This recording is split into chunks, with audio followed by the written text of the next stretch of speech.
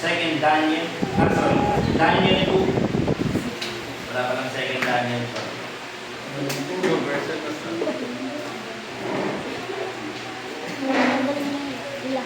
Daniel chapter 2. Samahan niyo po ako dyan sa verses 19.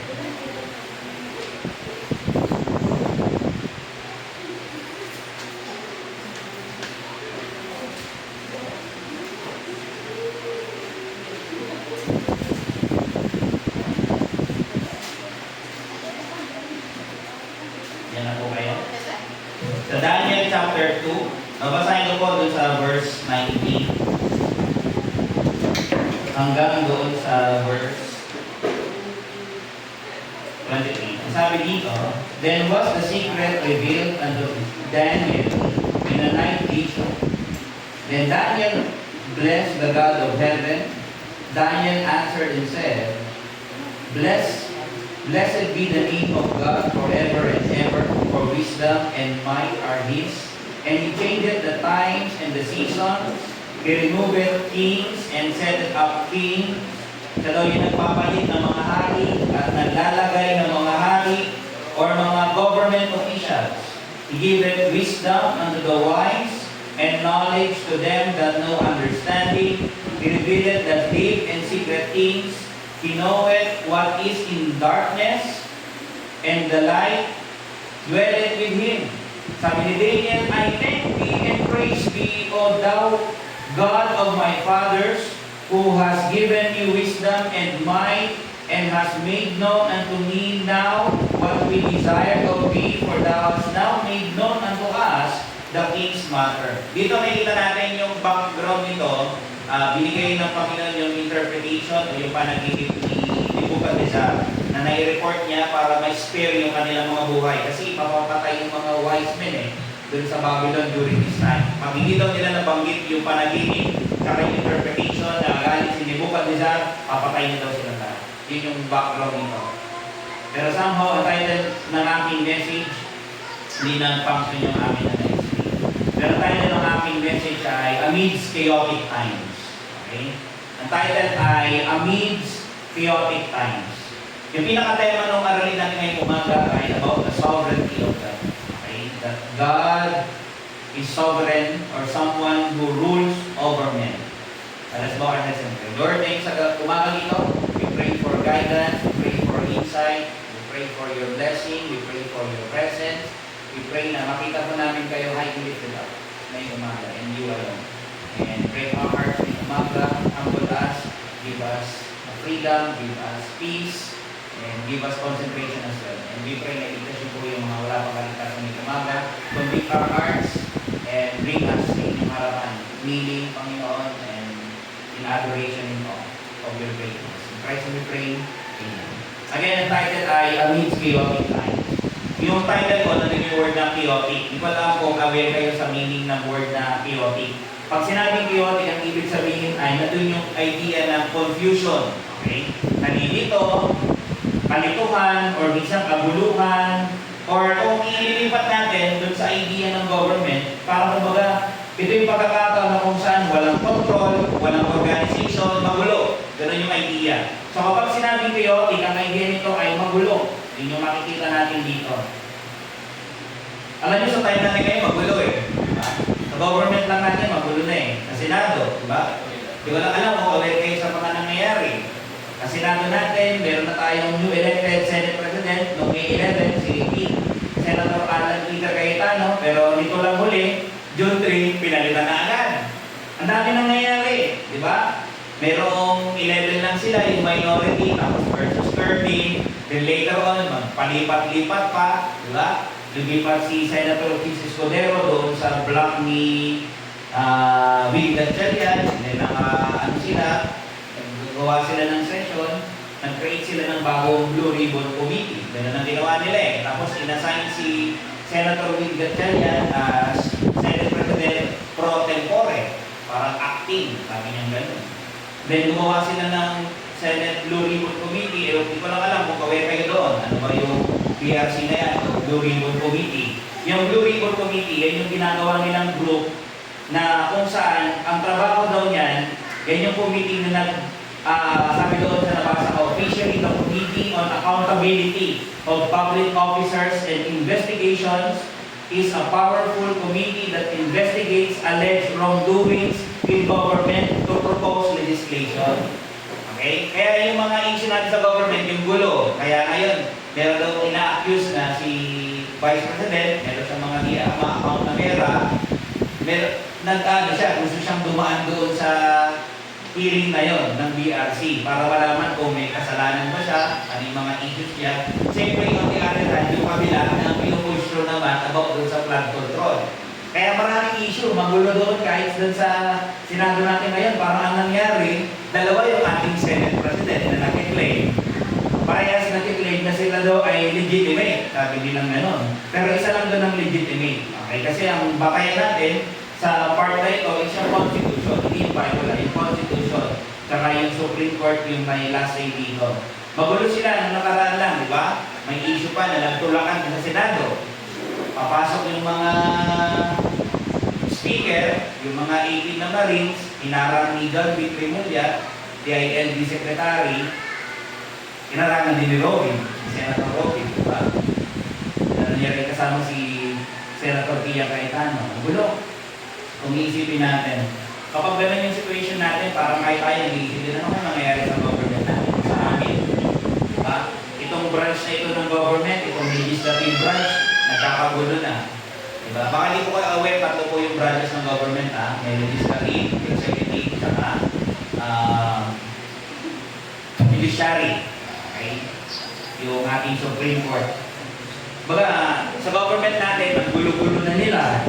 Tapos, let alone, baka pa tayong mga bagong hinaharap ngayon ng mga issues ng gobyerno na hindi pa nire-resolva. Yung pagtaas ng mga bilihin, di ba? Mataas ang bilihin. Hindi ko lang alam kung aware kayo or concerned kayo. High dollar rate. Alam niyo magkano dollar ngayon? 61. Kung may dollar ka, pabor sa iyo yun.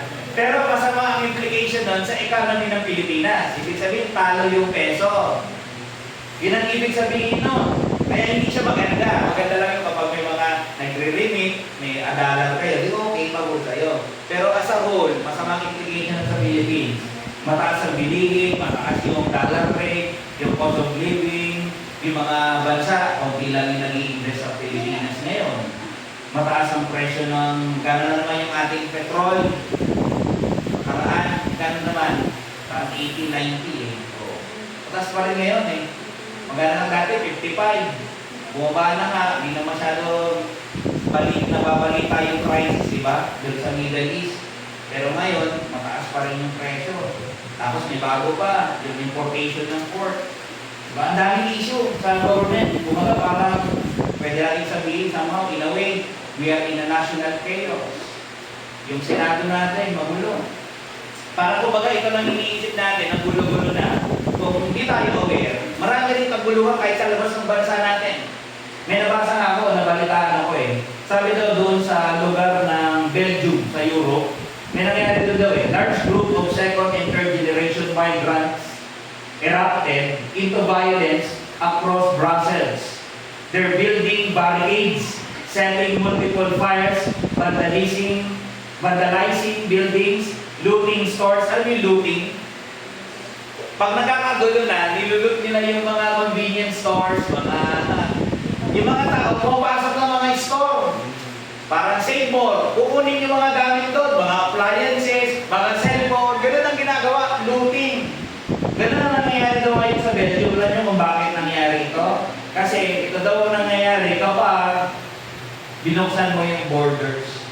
Ito mga migrants ito, usually mga Muslim ito. Pag masyado na silang marami sa isang country, ginugulo na nila yun. Ganoon ang ginagawa nila.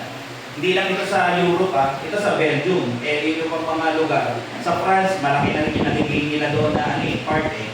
Ito sa ano to, Europe.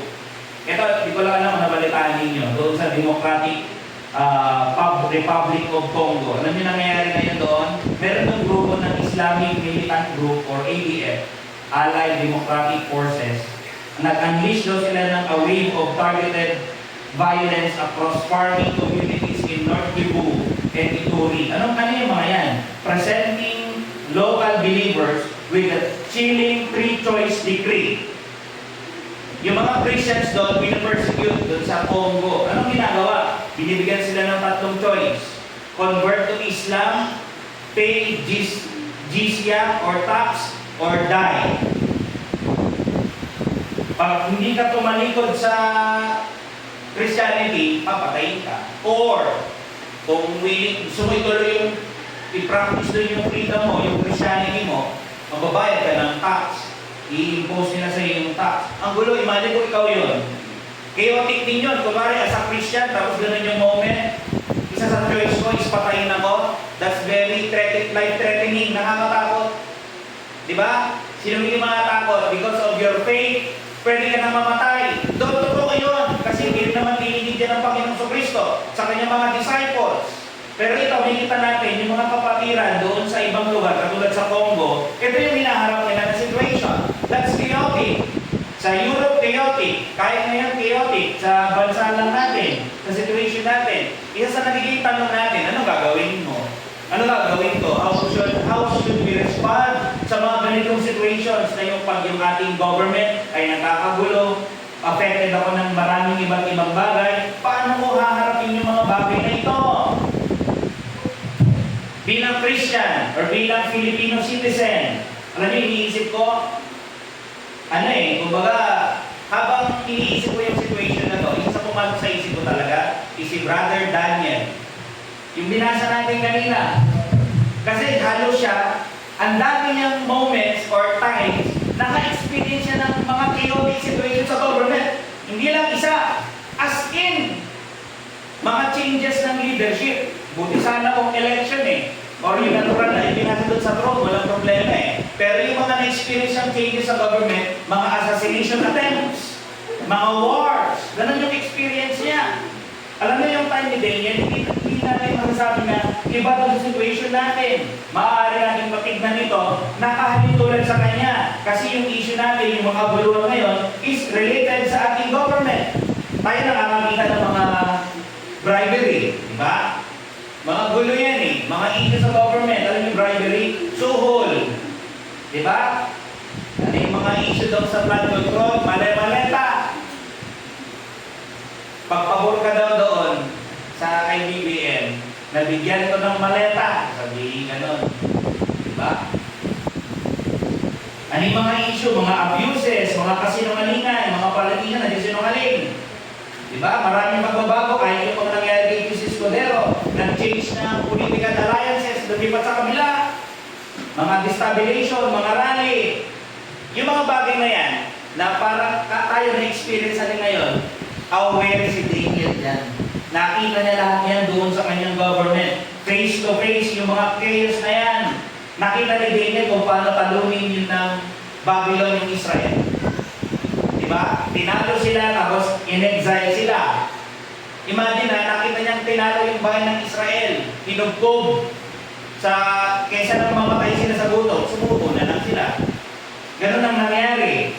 Doon sa Daniel 1 and 2, in the third year of the reign of Jehoiakim, king of Judah, came Nebuchadnezzar, king of Babylon, unto Jerusalem, and besieged it. And the Lord gave Jehoiakim, king of Judah, into his hand, with part of the vessels of the house of God, which he carried into the land of Shinar, to the house of his God, and he brought the vessels into the treasure house of his God. Sa Daniel 1:3, and the king spake unto Aspenas, the master of the eunuchs, that he should bring certain of the children of Israel, and of the king's seed, and of the princess. Si Daniel, marami siyang experience. Nakita niya kung paano talunin yung bayan ng Israel. Nakita niya kung paano lapastanganin yung templo ng Diyos. Pinasok nila, kinuha yung gamit ng Diyos, dinala doon sa bayan ng Babylon. Dinesecrate nila yung templo. Chaotic yun. Yung lugar na kung saan sumasamba sila, binaboy, nilapastangan. Then another thing pa sa kanya, binidbid pa siya, papunta doon. One thing yung nakita ko lahat yan, pero nandun ako sa bayan ko, hindi ako kinidnap. Pero another thing, dinala ka pa, kinidnap doon, wala yung parents mo at the age 15 hanggang 17, batang-bata. Yung mga mature, medyo capable na mag-respond, pero yung mga minor, para ang hirap. Pero grabe yung wisdom na binigay ng Panginoon kay Daniel at sa kanyang mga kaibigan. Ang dami niya na witness. Alam niyo, itong si Daniel, marami naman napaglingkuran itong hari. Hindi siya basta pag inisip natin, kasi tayo mga Pilipino, mga citizen, kahit magpalit-palit ng liderato ng pagka-presidente, nakikita lang natin sila sa malayo Si Daniel, iba yung situation niya. Alam niyo kung bakit? Siya mismo yung official, malapit dun sa king. Ganun siya kalapit, yung position niya. Sinong pinaglingkuran niya? Unang-una si Nebuchadnezzar, yung hari na tumalo sa bayan ng Israel. Diba? Ito yung time na nakita niya kung gaano kalupit ito si Nebuchadnezzar. Sabi nga sa Daniel 2:13, yung binasa natin, sa Daniel 2:12, for this cause the king was angry and very furious and commanded to destroy all the wise men of Babylon. And the decree went forth that the wise men should be slain, and they sought Daniel and his fellows to be slain. Si Nebuchadnezzar, mainitin ang ulo. Ay, hindi nyo maibanggit sa akin yung dream ko? Kasi nangyari na nag-iilip siya, hindi niya maalala. Tinanong niya yung mga wise man, pumunta kayo dito. May napanaginipan ako Gusto kong malaman yung interpretation. Sabi ng mga Sir, sabihin mo muna kung ano na panaginipan mo, saka namin i-interpret. Ang sabi niya, hindi. Sabihin mo sa akin kung ano na panaginipan mo at ibigay mo interpretation kasi nababagabag siya Hindi niya maalala pero alam niya may something. Inaalala niya yung panaginip. Parang siguro iniisip niya, masama yung ibig sabihin nun, alam ko Kaya kailangan ko malaman. Eager na eager siya. Walang makapag-interpret. Wala Patayin na lang kayo lahat. Wala kayong silbi. Imagine, ganun siya. Nakita ni Daniel yun. Nakita niya kung paano talunin yung Israel. Ginawa silang unit. Diba?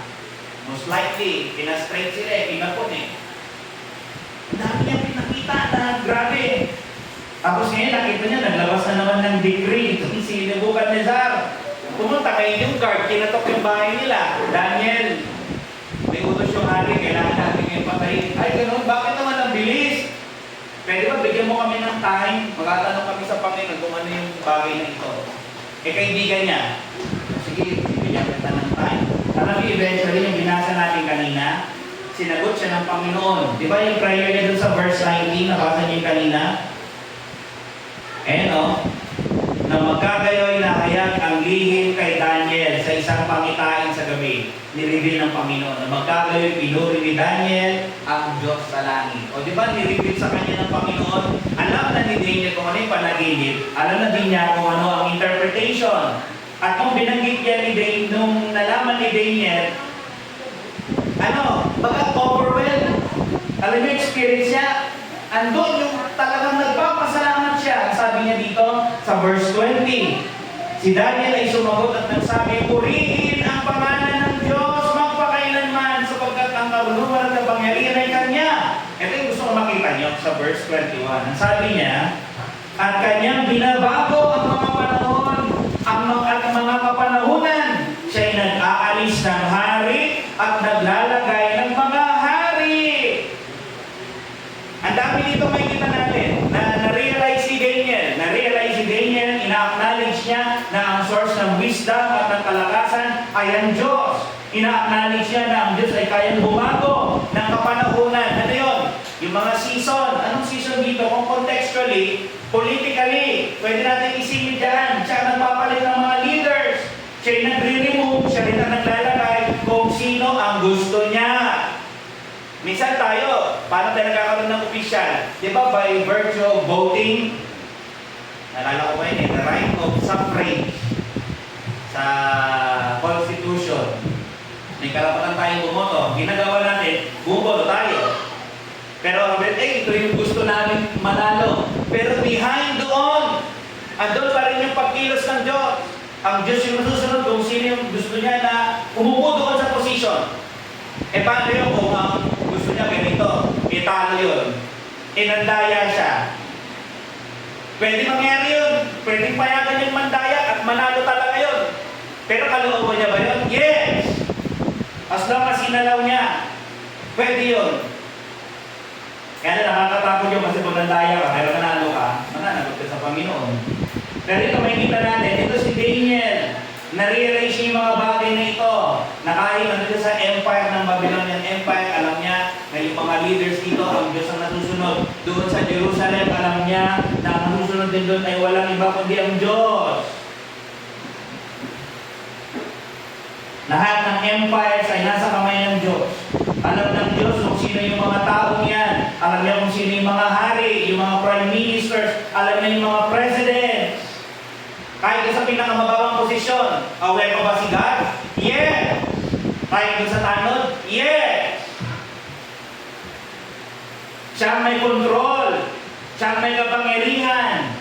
Alam niyo yung pag sinabi yung word na sovereign, or yung the sovereignty of God, yan ay isang attribute ng Diyos. Alam niyo yung attribute, katangian niya, na ang Diyos daw ay sovereign. Na-realize ko ni Daniel.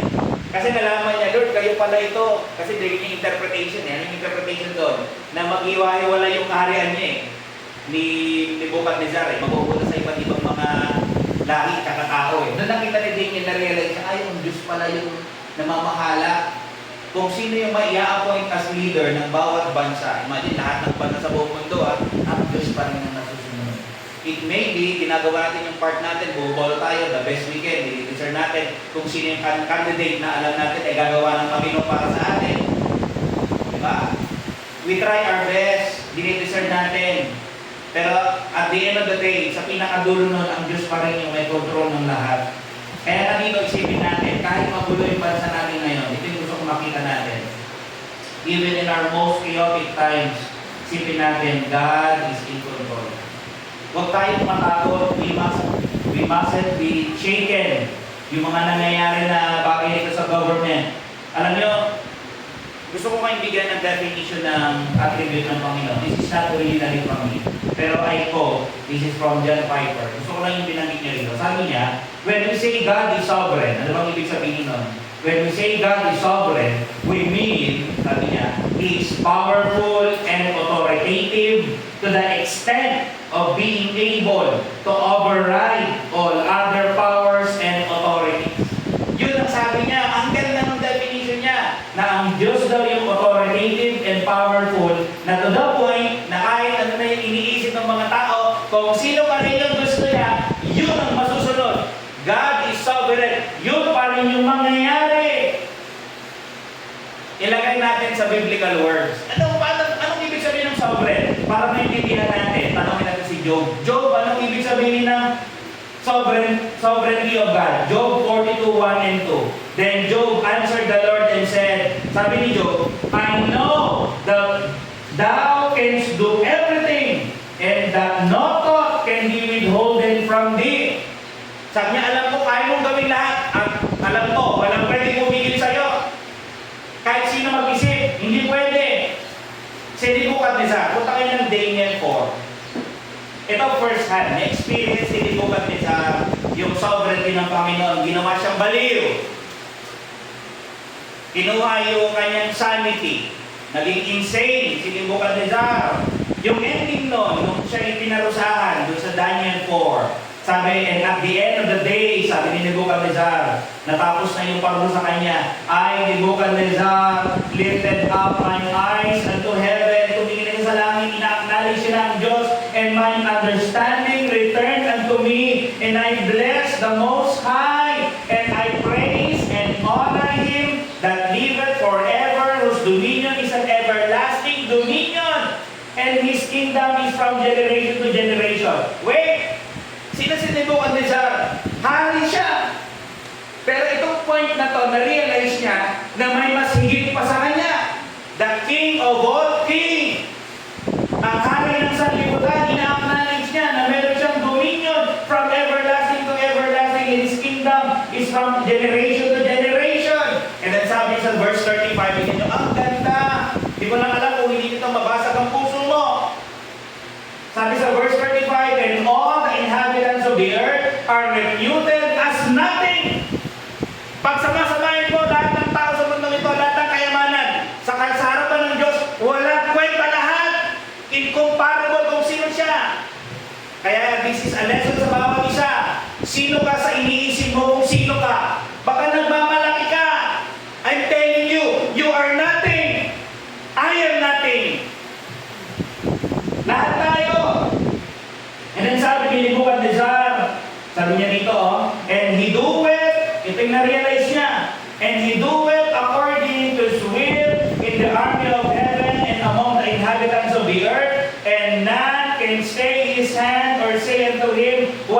rules daw. Wala kang pwede mag-question sa kanya ito sa ginagawa niya eh.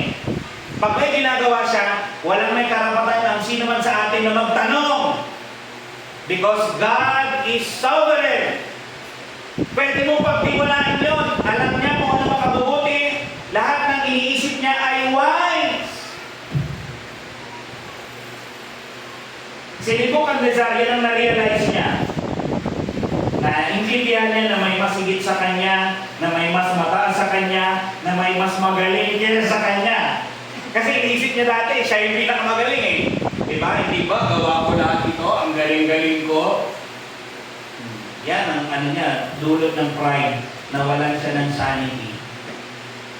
Dito, in-override ng Panginoon yung rulership ni Nebuchadnezzar. In-interrupt. Imagine, at that point ng kanyang kayabangan, tinanggal ng Panginoon yung kanyang sanity. Nabalik muna siya for a period of time. Then, nung dumating na yung end, binalik ng Panginoon, na-realize niya, Lord, kayo pala yung pinakamataas sa lahat. You're sovereign. Yun ang na-realize niya. And something na ma-realize natin ngayong umaga, huwag mo nang itayong mabaliw, please. Diba? Gusto mo bang maranasan? Before you acknowledge that God is sovereign. Ito, let's see yung sovereignty ng Panginoon positively. Sabi ng Panginoon kay Isaiah 46 verses 9 and 10. Sabi ng Panginoon kay Isaiah, remember the former things of old, for I am God and there is none else. I am God and there is none like me. Alam mo, kaya kong gawin, Isaiah, I can declare the end from the beginning. Kaya ko nang sabihin kung ano yung ending na simula pa lang. Bakit? Na-decree niya na eh. May plano na siya. And then sabi niya, in from ancient times, the things that are not yet done, saying, my counsel shall stand, or my plan shall stand, my decree shall stand, and I will do what I please. Gagawin mo anong mapapasaya sa akin. Walang pwedeng tumigil. Ito yung sinasabi rin ni Paul doon sa Ephesians 1:11, in whom also we have obtained an inheritance, being predestinated according to the purpose of Him, ito yung maganda, who worketh all things after the counsel of His own will. Plano ng Diyos, gagawin niya kung anong plano niya. Walang pwedeng bumalik, walang pwedeng pumigil, walang pwedeng magreklamo. Wala tayo dyan, labas tayo dyan. Sana makita natin ito na, Lord, lahat pala nangyayari sa mundo ito, aware kayo. Lahat na nangyayari sa buhay ko, alam mo. Kahit yung pinakamaliit o kaliting na part ng buhay mo, alam mo. Hindi ko alam, sabi ko, basta ba't ba ako nandito ngayon? O di sovereignty. May plano ka, di ba? Hindi ko alam, pag may plano mamaya, kapag pila na yun, God is in control pa rin. God is above all. Si Daniel, marami siyang naging na chaotic time sa kanyang buhay. Pero ito yung kanyang na-realize. Na-realize ni Job. Kasi nangyari dito kaya yung si Daniel aware siya dito sa sovereignty. Si Job aware din. Kasi ang yaman-yaman niya, nawala din lahat. Pinakita ng Panginoon that I am in control. Tapos later on, binalik ng Panginoon. Lalo niya na-realize, Lord, truly, kayo lahat ang pinagmumulan, kayo nagbibigay, kung ano man yung meron ko. Ako, galing sa inyo lang, pinahihiram ninyo. Tignan nyo, na-realize to ni Daniel, na-realize to ni Job, na-realize to ni Isaiah, na-realize to ni Paul. And sana ma-realize mo yung mga that God is sovereign, that God is in control, that God has all power sa mundo nito. Hindi lang si Nebuchadnezzar yung pinaglingkuran ni Daniel. Kilala niyo ba si Amel Marduk? Ito yung successor ni Nebuchadnezzar. Pastor, binasa ko yung Daniel, hindi ko nabasa yan wala talaga. Hindi ko alam. According sa history, pagkatapos daw ni Nebuchadnezzar, ang pumalit daw ni si Amel Marduk. Pastor, bakit wala sa Bible? Marahil, sa sobrang iksi ng kanyang rulership, kaya ang nabasa ko, kaya ito hindi binanggit ni Daniel kasi nung time daw na nag-great itong si Amel Marduk, yung anak ni Nebuchadnezzar, na sideline daw siya. Hindi siya pinansin o hindi siya nilagay hindi siya in-appoint sa anumang position. Kaya parang wala siyang part doon. Kaya hindi niya nabanggit, hindi niya na kinuwento. Pero ano yung nangyari ito kay Amel Marduk? he was assassinated. Sabi sa nabasa ko, Abel Marduk had a short reign and was assassinated by his brother-in-law, Nelisar, just 2 years into his rule. Kasama niya, siguro marami rin siyang nakakreate na kaaway, pinatay siya. Sarili niyang brother-in-law. Grabe, no? Short yung kanyang rulership. Pero kung ikaw isipin mo to, kunwari as citizen ka ng Babylon, officer ka ng Babylon, nakita mo, nagpalit na ng kingship, in-assassinate, nagpalit na, pumasok na si Abel Marduk, tapos biglang pinatay. Wala! Chaos yan. Sinong hari natin? Sinong mabubuno sa akin? Ganyan ang tinatanong natin. Huwag tayo mag-alala kasi may sumunod, si Belshazzar. Ito yung hari na prinomote naman si Daniel dun sa Daniel 5:29. Then commanded Belshazzar, and they clothed Daniel with scarlet and put a chain of gold about his neck and made a proclamation concerning him that he should be the third ruler in the kingdom. Kay Nebuchadnezzar, mataas ang position ni Daniel. Kay Abel Marduk, parang hindi siya masyadong pinansin doon. Pero doon kay Belshazzar, prinomote pa siya hanggang sa third ruler ng kingdom. Kaya lang, that very night, ano niya nangyari kay Belshazzar? Punta kayo ng Daniel. Yan sa verse chapter 5, verses 30. Yung binasa ko kanina dun sa verse 29, no, prinomote daw siya kasi nagkaroon ng handaan. That very moment, siguro pagkatapos lang ilang oras, verse 30, in that night was Belshazzar, the king of the Chaldeans, slain. In-assassinate them that very night. Itong si Belshazzar. And then pagkatapos niya na nag-took over ay si Darius, the Median. He took over the Babylon. Alam niyo nangyari? Pinaglingkuran din siya ni Daniel. At maganda yung naging position ni Daniel doon sa kingdom o sa reign nitong ni Darius. Kasi binigyan siya ng magandang position. Siya ay isa doon sa kanyang mga counselor.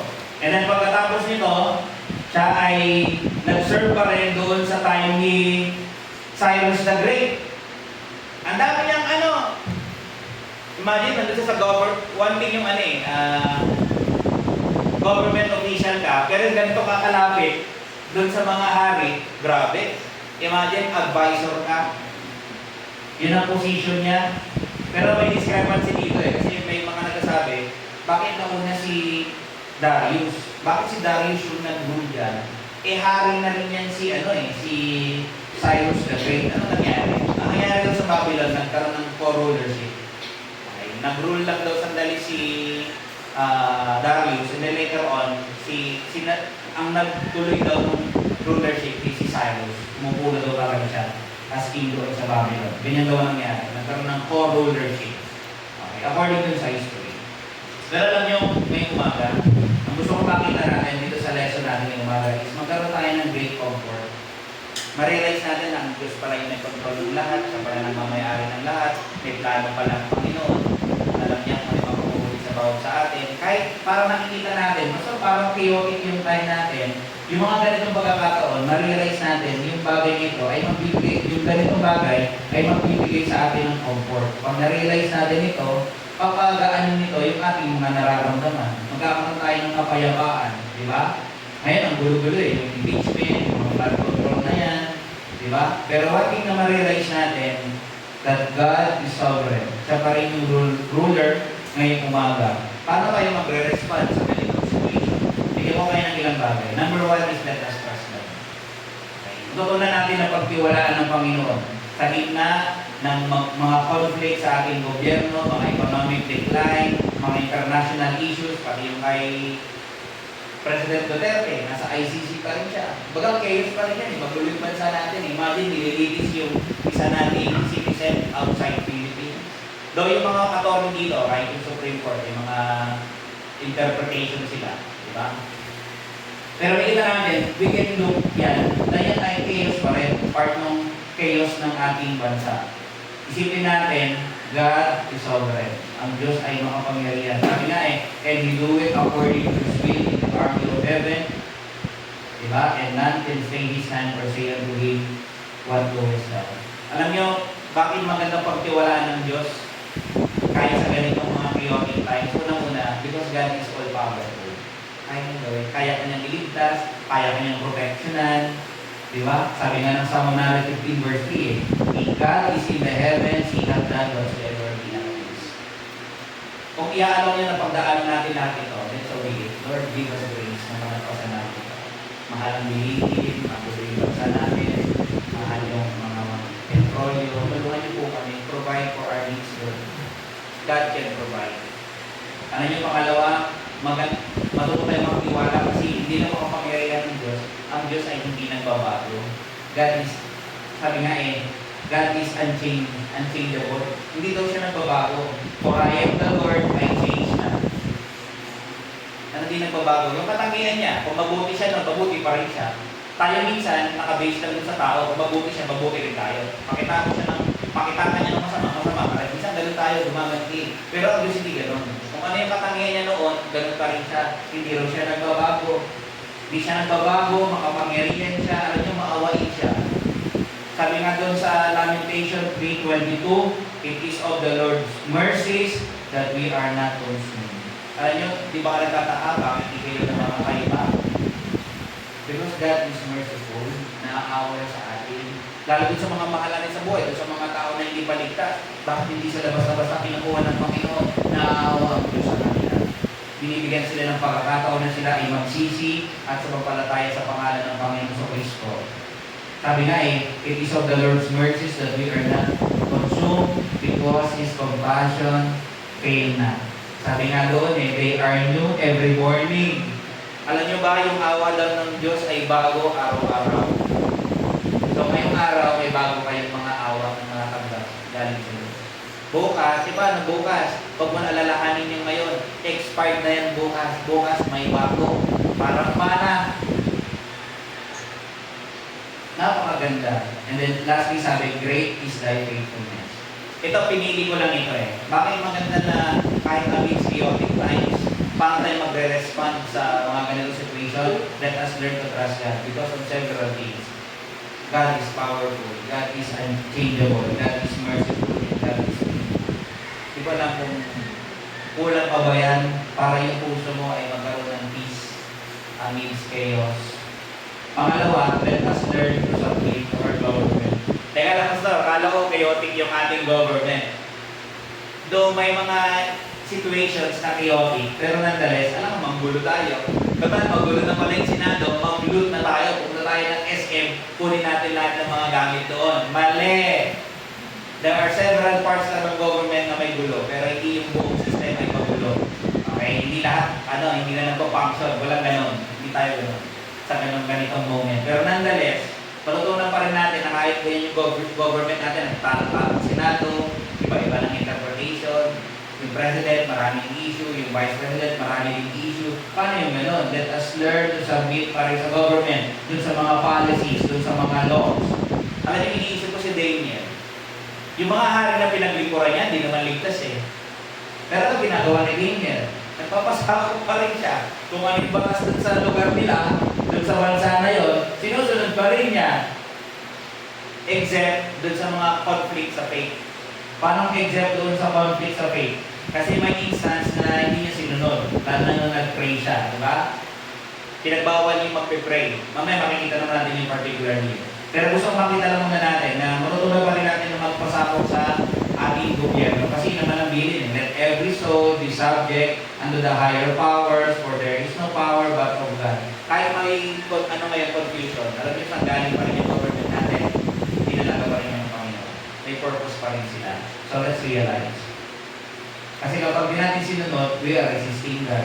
Whosoever therefore resisted the power of the government, resisted the ordinance of God, and they that resist shall receive to themselves damnation.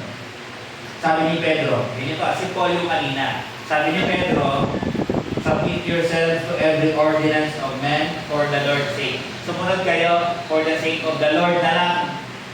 Kasi yun na makabubuti sa atin. Pero again, ito ay kapag according sa will ng Panginoon, sundin pa rin natin. Okay? Sundin natin. Sabi natin sa verse 14 ng 1 Peter 2:14, or unto governors, or unto them that are sent by thee for the punishment of evildoers, for the praise of them that do well. Eh paano kapag yung government, gumagawa ng mali, papasama pa rin ba ako? What if totoo yung mga mali-maleta? What if totoo yung confidential fund na na-misuse? What if totoo yung leadership ni Wig Gatchalian? Eh what if hindi? Sabi namin gano'n. Ano gagawin natin? Pasama pa rin lang tayo. Okay? Kasi paano yung mga ganong tao, Pastor? Pabayaan mo sila, God will deal with them. May sariling panahon ng Diyos para sa kanila. Alam niyo, huwag tayo mag-alala. Kasi sabi ng Panginoon, be not deceived, God is not mocked. For whatsoever a man soweth, that shall he also reap. Kung ano tinanim ng tao, aanin. Hindi totoo yung karma ng mga tao. Kung ka ng masama, makakarma ka. Walang ganyan sa Bible. Ang meron sa Bible is the law of sowing and reaping. Kung anong tinanim mo, yun ang aanin mo. Magtanim ka ng mabuti, aani ka ng mabuti. Magtanim ka ng masama, aani ka ng masama. Diba? Sabi ng Panginoon sa Romans 12:19, sabi ni Paul, dearly beloved, avenge not yourselves, but rather give place unto wrath, for it is written, vengeance is mine, I will repay, saith the Lord. Ang Diyos daw gaganti. Paano yung mga masamang tao, kung pondo ng Pilipinas yun, ginamit nila sa personal nilang pangangailangan, huwag kayo mag-alala, parusahan sila ng Diyos. Kung sino man yung guilty. Sa tao nga, minsan hindi natin mag-prove eh. Kasi bakit? Marami silang mga galing na abogado. Kaya nilang ilusot. Pero sa korte ng Diyos, may lulusot pa. Ang Diyos ang nakakaalam. Pangatlo, matutunan natin, sa gitna ng gulo ng government, magpasako pa rin tayo.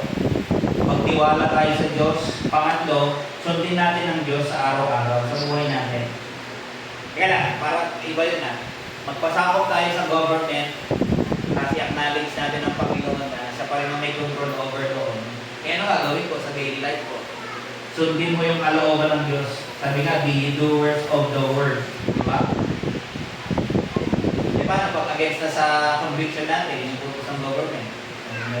Ito yung sinabi ko kanina, siningit ko lang dito, na there are things, ito yung bagay na natin sundin.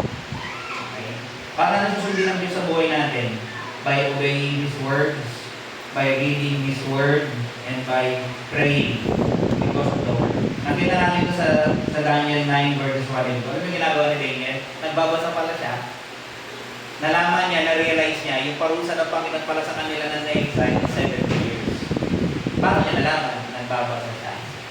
So ano ginagawa ni Daniel doon? Habang naglilingkod doon sa iba't ibang mga hari. Sinusunod niya ang Panginoon sa buhay niya, nagpe-pray siya, nag-obey siya, tapos nagbabasa siya ng Bible niya. Very basic mga kapatid, gawin natin. Ito yung magbibigay sa atin ng tatag, saka ng lakas, malagpasan natin kung ano yung hinaharap natin sa mundo nito, lalo sa ating bansa. Di ba? Huwag tayong magtaka bakit stable yung soul ni Daniel. Ang dami niyang hinarap, di ba? May nakita ka ba na problema siya? O na nawalan siya ng, parang nawalan sa sarili niya? Hindi. Bakit stable siya? Tumitiwala siya sa Diyos. Kilala niya kung sino ang kanyang Diyos. Kaya pang-apat, sa lahat ng ito, ano pa yung pwede natin gawin? Matutunan natin mag-pray. Ito, hinihiwalay ko ito. Bakit? Hindi lang ipag-pray yung mga needs natin personally, pero matutunan na ipag-pray kahit yung mga government officials. National, provincial, municipal, or barangay level. Ipag-pray din natin yung mga officials natin. Kasi sabi ng Panginoon, nalulugod na dyan. I exhort therefore that first of all, supplication, prayers, intercession, and giving of thanks be made for all men, for kings, and for all that are in authority. Biblical. 1 Timothy chapter 2, verses 1 hanggang 2. Ipag-pray daw natin yung mga officials. Pastor, nagulo-gulo ng government, ipag-pray pa rin daw natin sila. Lord, tulungan mo sila. Na magawa nila kung ano yung tama, sundin nila kung ano ang tama. Kasi si Daniel, ganyan din ang ginawa eh. Nalaman niyo kanina binanggit ko, si Daniel, may mga na-promote siya nung time ni Darius, naka-create siya ng mga kaaway. Yung mga kaaway niya, di sila makahanap ng butas tapang kay Daniel. Ang ginawa nila, gumawa sila ng issue, pinagbawal nila yung mag-pray. Si Daniel, wala siyang magawa, dahil routine niya yun, mahal niya ang Panginoon, nagpe-pray pa rin si Daniel. Hindi na binanggit yung prayer niya pero nakalagay doon sa Daniel 6:10, Now Daniel knew that the writing was signed, he went into his house, and his windows being opened in his chamber toward Jerusalem, he knelt down upon his knees 3 times a day and prayed. Ano pinag-pray niya? Siguro pinag-pray niya rin yung kaaway niya, Lord, patawarin mo na lang sila, hindi nila lang yung ginagawa nila, gawa sila ng gawa ng batas. Kahit against me, Lord, yung batas na to, mapapahamak ako, Lord. Lord, pinag-pray niya. Lord, may umanti para sa akin. So, ibigay niyo yung karampatan sa kanila. Di ba? Pero eventually, hinuli siya, nilagay siya sa lion's den. Alam niyo nangyari pagkatapos nun? Di ba hindi siya kinain ng leon? Inalis siya ng Panginoon doon. Inalis siya ni King Darius. Ano yung sino pinalit? Yung mga tao at pamilya nila na nag-accuse kay Daniel. Ano yun, Pastor? Alam ng Diyos kung ano yung bawat puso ng tao. Parusahan niya yan, yung mga evil politicians, yung mga evil government officials. Kaya huwag tayong tao. Gawin pa rin natin, pag-pray natin sila. Pang-5, and this is the last, let us live in peace. Mabuhay daw tayo ng payapa. Recompense to no man evil for evil.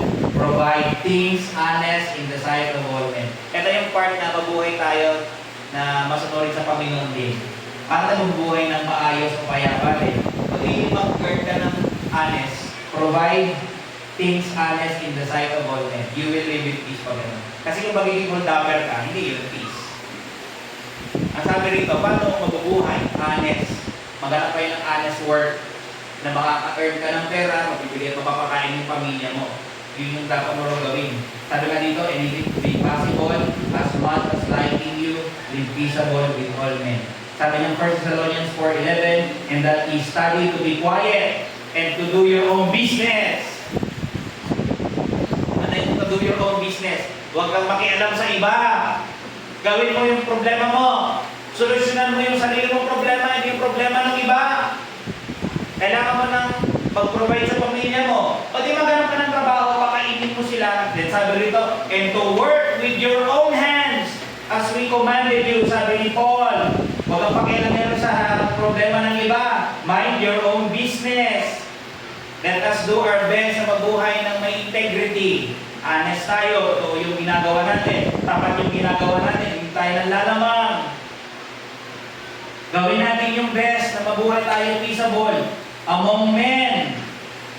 In closing, ano yung sermon na ito? This is a response doon sa ating current national issue. Pero importantly, gusto ko ma-encourage din kayo as we celebrate yung ating 12-year anniversary. Kasi alam niyo mga kapatid, we've done for malayang narating natin 12 years, di ba? Ang hirap kaya no, maraming nangyayari, pwede tayong mapahinto, pero by God's grace, nakakapagpatuloy tayo, nakakatayo tayo, and still counting by God's grace. Yung mga pagsubok, dumarating sa ministry yan. Paghihirap, mga problema, dumarating yan. There will be chaos sa mundo natin. Bakit? Kasi mga tao makasalanan eh. Hindi nyo may enjoy yung perfect government. Pero kung mag-alala, darating yung perfect governor. And mag-rule siya dito sa mundo nito. And that is the Lord Jesus Christ. Hintayin nyo yung kanyang ruler. Perfect rulership. Mag-look forward kayo na darating ang araw. Yung mundong ito ay i-rule ng aking hari who is perfect. Na wala ng kasalanan. Na wala ng iiyak, wala ng luha. Kaya ngayong umaga, let us remember that our God is in the heavens and He has done whatsoever He has pleased. Kung ano yung mga plano niya, gagawin niya. He is all sovereign. Let us bow our heads and pray. Lord, thank you sa bagay ito. We praise and honor you and thank you. In Christ we pray. Amen.